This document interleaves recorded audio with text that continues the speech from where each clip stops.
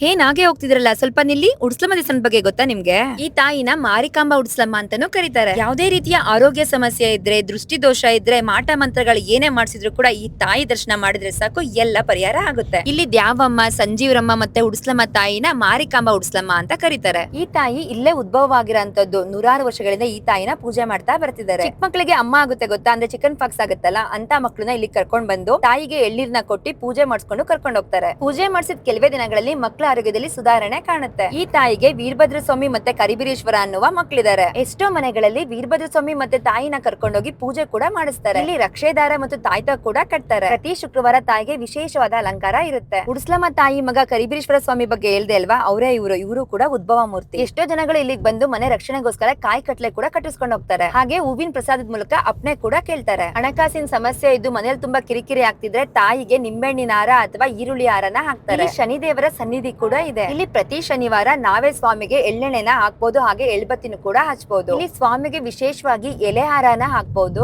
ಕಪ್ಪು ಎಳ್ಳಿಂದ ಮಾಡಿದಂತ ಪ್ರಸಾದನ ಸ್ವಾಮಿಗೆ ನೈವೇದ್ಯ ಕೊಡಬಹುದು. ಶ್ರಾವಣ ಮಾಸದಲ್ಲಂತೂ ವಿಶೇಷವಾದ ಪೂಜೆಗಳು ನಡೆಯುತ್ತೆ. ನಾನಂತೂ ಪ್ರತಿ ಶನಿವಾರ ಈ ದೇವಸ್ಥಾನಕ್ಕೆ ಮಿಸ್ ಮಾಡದೆ ಬರ್ತೀನಿ. ನೀವು ಕೂಡ ಬರ್ಬೇಕಂದ್ರೆ ಅಡ್ರೆಸ್ ಹೇಳ್ತೀನಿ, ನೋಟ್ ಮಾಡ್ಕೊಳ್ಳಿ. ಹಾಸನದ BM ರಸ್ತೆಯಲ್ಲಿರುವ ಓಲ್ಡ್ ಬಾನು ಥಿಯೇಟರ್ ಪಕ್ಕ ಈ ದೇವಸ್ಥಾನ ಬರುತ್ತೆ. ಉಡ್ಸ್ಲಮ್ಮ ತಾಯಿ ಎಲ್ಲರಿಗೂ ಒಳ್ಳೇದ್ ಮಾಡ್ಲಿ. ಹಾಗೆ ಈ ತರ ಯೂಸ್ಫುಲ್ ಇನ್ಫಾರ್ಮೇಶನ್ ಗೋಸ್ಕರ ನನ್ನ ಪೇಜ್ ಫಾಲೋ ಮಾಡೋದನ್ನ ಮರಿಬೇಡಿ. Thank you.